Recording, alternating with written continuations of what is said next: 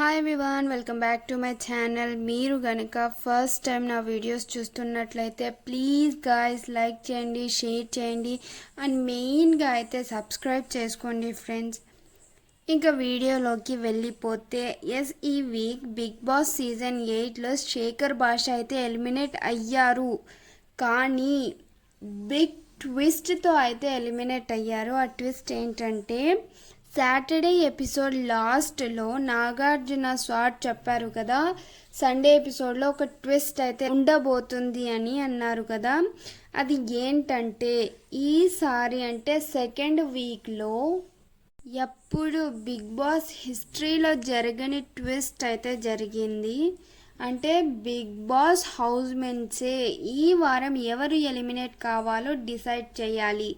అలా కూడా ఈసారి హౌస్మెంట్స్ అందరూ శేఖర్ భాషని ఎలిమినేట్ కావాలి అని అనుకున్నారు. కారణం ఏంటంటే హౌస్మెంట్స్ అందరూ ఓట్స్ తక్కువగా వేశారు. అలాగే సెకండ్ రీజన్ శేఖర్ భాష గారి వైఫ్ అయితే డెలివరీ అయ్యింది కదా, బేబీ బాయ్ పుట్టారు కదా, అది ఒక రీజన్ అయి ఉండొచ్చు.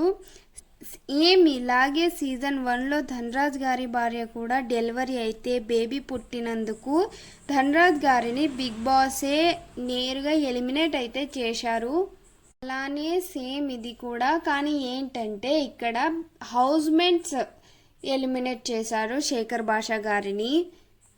ఎలా ఎలిమినేట్ చేశారు అంటే పూలమాల అనేది తెచ్చి పెట్టారు.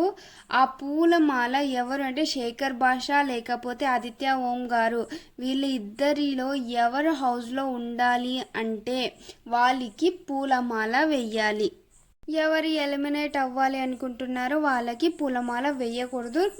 రీజన్ ఒకటే చెప్పాలి. అలా అందరు హౌస్మెంట్ ఒక్క సీత తప్ప అందరూ పూలమాల ఆదిత్య ఓం గారికి వేశారు. సీత ఒక్కటే శేఖర్ భాష గారికి వేసింది.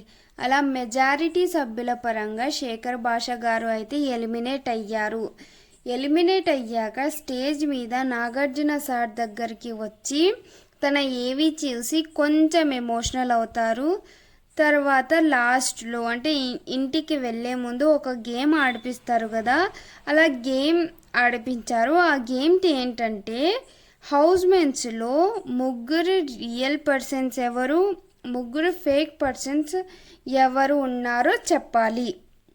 అలా శేఖర్ భాష గారు రియల్లో first Seetha, second Vishnupriya, third Prerana చెబుతారు.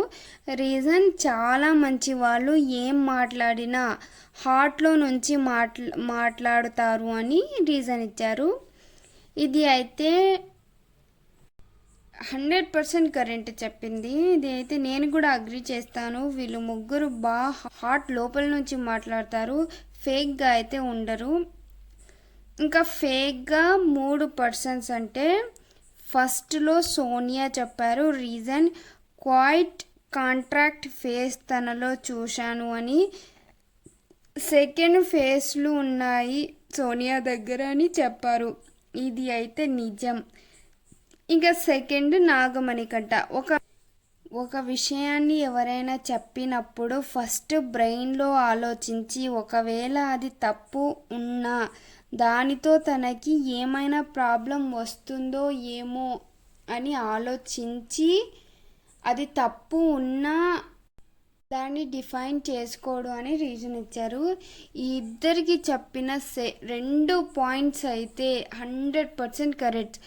శేఖర్ భాష గారికి చాలా మైండ్ ఉంది. ఇంత తొందరగా ఎంత ఆలోచించారు అసలు, ఇంత తొందర 2 వారాల్లోనే మైండ్ని మొత్తం చదివేశారు. అంటే పర్సన్లనే చదివేసినారు శేఖర్ భాష గారు. ఇంకా ఇంట్లో ఉండుంటే బాగుండేది.